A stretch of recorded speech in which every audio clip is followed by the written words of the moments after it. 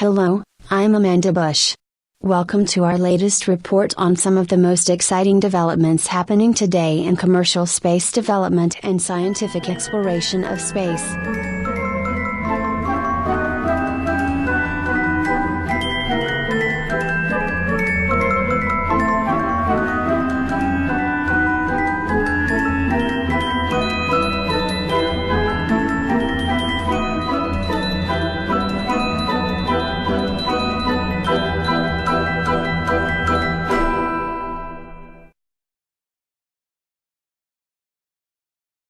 On December 3, SpaceX launched for the first time a commercial telecommunications satellite for geostationary orbit.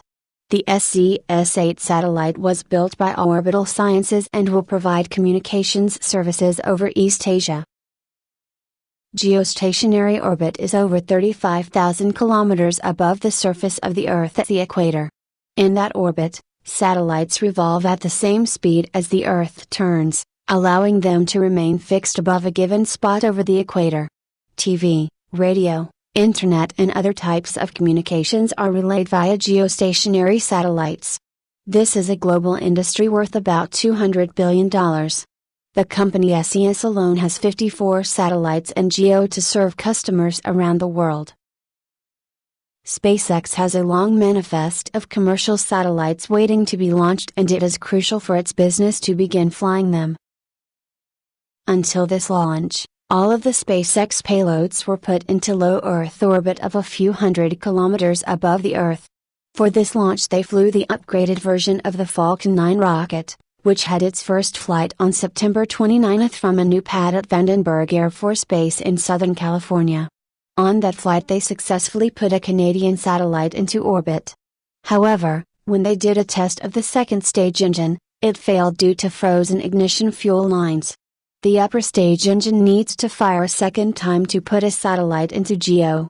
The company added insulation to prevent the ignition problem, and the engine fired as planned, and the SES satellite was put on its way to geo just as ordered. The company is now preparing for its second geo launch, which could happen by the end of this month or in early January.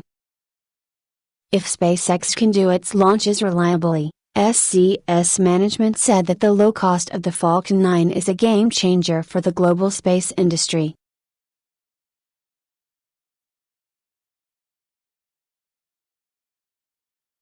A Cubesat is a box-shaped spacecraft just 10 centimeters to a side. These low-cost satellites have become very popular with student groups and technology projects. With lower-cost ways of getting to orbit, their popularity is skyrocketing. In just the past month, over 60 Cubesats have gone into orbit. On November 19, 28 Cubesats flew, along with a big U.S. Air Force satellite, on an Orbital Sciences Minotaur 1 rocket launched from Wallops Island, Virginia. One of these Cubesats was built by a high school group, while many of the others came from university student groups. On November 21, a Russian Dnepr rocket launched 32 small satellites, including 19 Cubesats. And on December 5, an Atlas V rocket in the U.S. released 12 Cubesats after it put a spy satellite into orbit.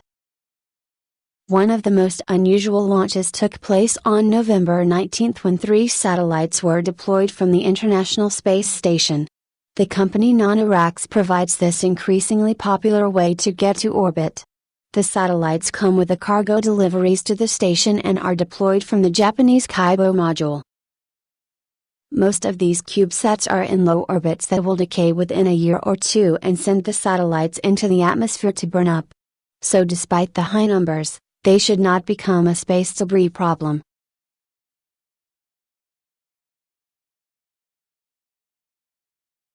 When it was discovered by hobby observers in Russia in 2012, there was great hope that the Comet ISON would brighten up and become visible to the unaided eye, especially after it passed around the Sun on November 28.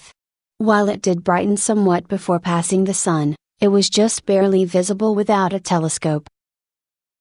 After the encounter with the Sun, it initially appeared that ISON had been totally blown apart. However, eventually a small remnant appeared. Unfortunately, it is fading and will not provide the hoped-for sky show.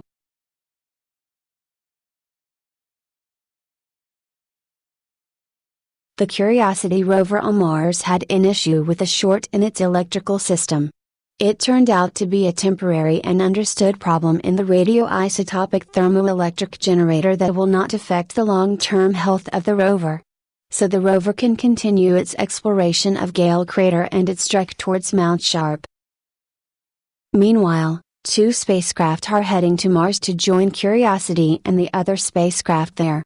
In November, NASA launched the MAVEN spacecraft, which will go into orbit around Mars in the fall of 2014. It will study the Martian atmosphere and try to understand why it is so thin. Earlier in the month, India launched Mangalyaan, the country's first spacecraft to go beyond the Moon. The spacecraft will go into orbit around Mars next fall like MAVEN and study the atmosphere and the surface of the red planet.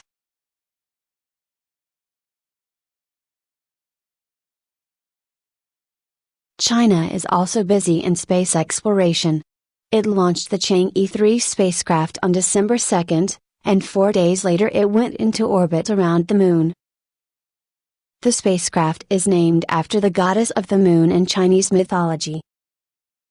On December 14, the spacecraft is expected to land on the Moon in the Bay of Rainbows in the northwest region as seen from Earth. The lander will deploy a 6-wheeled rover named U2, or Jade Rabbit, which was named in a public contest. U2 will explore the area around the lander and carry out various scientific measurements with the mini instruments on the 120-kilogram rover. This will be the first landing system placed on the surface of the Moon since the Soviet Union's Luna 24 landed in 1976 and sent a small sample of lunar dust back to Earth. Thanks for listening to our latest report. Please come back for more news about commercial space development and scientific space exploration. I'm Amanda Bush.